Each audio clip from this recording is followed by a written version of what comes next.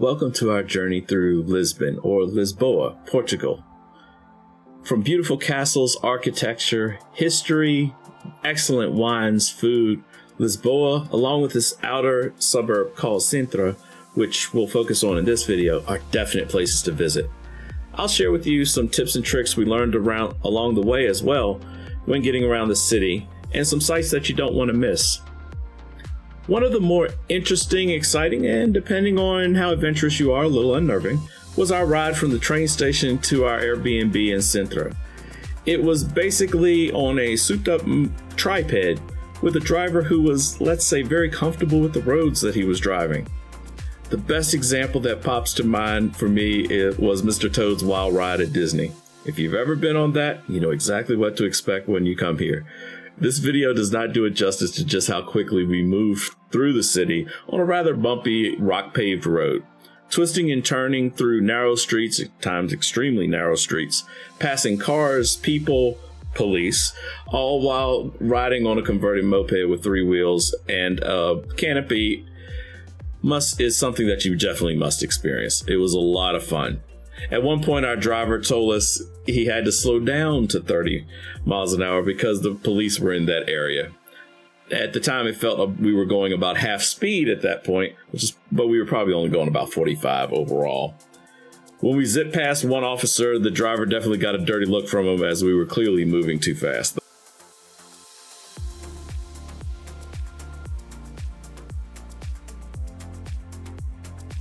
One of the more memorable and exquisite locations in Sintra was the Pena Castle. Getting to the top of the mountain where the entrance to the Pena Castle was is an adventure unto itself. Once you do, though, and you get through the gate, there's a bus that can take you from the gate to the castle. And they weren't very clear about this when getting tickets, however. And this will be a recurring theme throughout the entire trip when it came to Europe. And that is always carry cash euros, paper, and coins. To ride this bus up, you need to pay, and you can only do so with cash euros. Again, keeping actual euros on us, paper and coins, was something we didn't do a great job of, and it would have made a lot of things far easier if we had. In this case, if you can, I would suggest skipping the bus and just walking up, as there's some really great views of the area and other castles along the way. In no time, we were waiting our turn to go into the castle. Of note, also, pay attention to when you purchase your tickets to the time you can go into the castle. This is not a first come, first serve situation, and they don't necessarily point that out to you until you get to the top. But it is specified on your ticket as to when you can get in. So just keep that in mind so that you're not rushing up to the top only to find out you need to wait some more time. Inside, we were greeted with all of the history and the views that you can imagine. At the top, you could see out to the ocean, back to Lisboa, and get a really great look at some other castles that were nearby as well. Now, personally, I'm a gamer, and so it was a bit of fun as my wife laughed at me, though she claims it was with me, as I told her that I could almost see Midgard attacking from here, which is a role-playing game, MMO, that I play called Dark Age of Camelot. This area had breathtaking views, so be ready, camera in hand. I do suggest something a bit better than just your phone camera if possible. Just prior to our trip, I was finally able to get a GoPro 9, and despite my learning how to use it on the fly, it came in very, very handy. And one of my favorite parts was walking around the narrow edge of the wall, and I do mean narrow, as we overlooked the area below. It was almost like a time machine, transporting you back as we made our way around from Scout Tower to tower.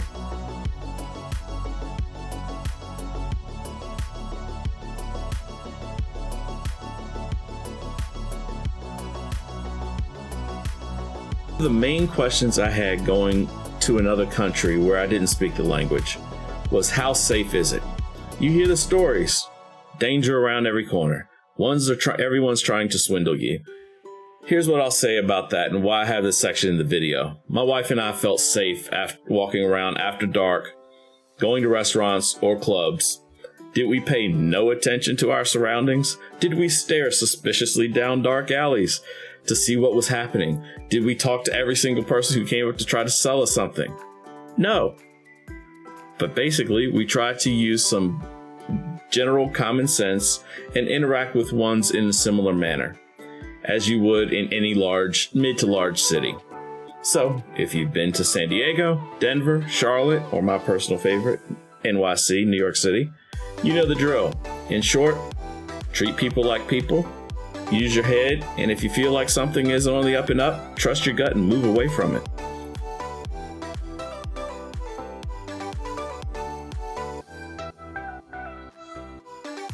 But as far as atmosphere, it was exciting and intoxicating. There was live music, dancing, places to eat, great spots to hang with locals and tourists alike. Generally speaking, the locals were wonderful and used to ones from all over the world.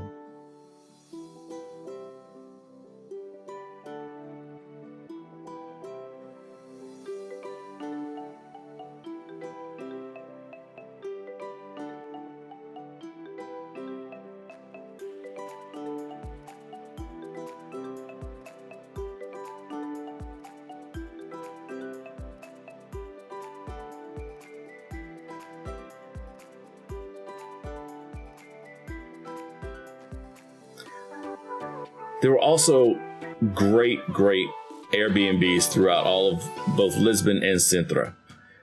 Most were almost fantasy world dream places to stay. I would strongly suggest to go with the bed and breakfast style accommodations when it comes, whether that's Airbnb, Vrbo, or any other site, and not just the standard hotel, both due to the price and the accommodations themselves. Hotel rooms in Europe, as a rule, are rather small and not overly impressive when you compare them to the ones here in the US. It's not to belittle them by any stretch of the imagination, but you would get far more room and likely a better location if you went the B&B route.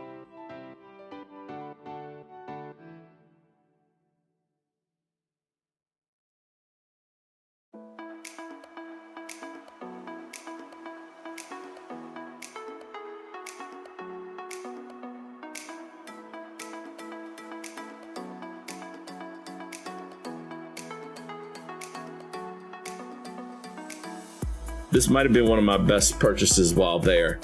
We purchased an unlimited transportation ticket for about 10.5 euros when we were staying in Sintra. This allowed us to move around freely back and forth from Sintra to the inner Lisbon, back to the suburbs, the waterfront, without having to worry about euros pulling out our credit cards and the like. Again, it's not to make it sound as if it was unsafe, but it's just always a safe practice to not make yourself an easy target. The people of Lisbon and Sintra were very accommodating and patient, and generally helpful when we were confused by something. We did have a distinct advantage, and my wife is originally from Brazil and hence speaks fluent Portuguese. But like any differences between languages when it comes to my English versus someone from the heart of the UK, there's still a bit of a learning curve and things could easily get misunderstood. I would be remiss if I did not also mention a wonderful restaurant we ate at on our way out of Lisbon named Talho Central. We found it completely by chance. We were attempting to kill a little time before our flight back home. The food was outstanding. The atmosphere inside was great. It was a great place to eat. Definitely check it out before you go. So that's a few things from Lisbon and Sintra. Are you planning on traveling soon? Let me know in the comments below, and thank you so much for watching.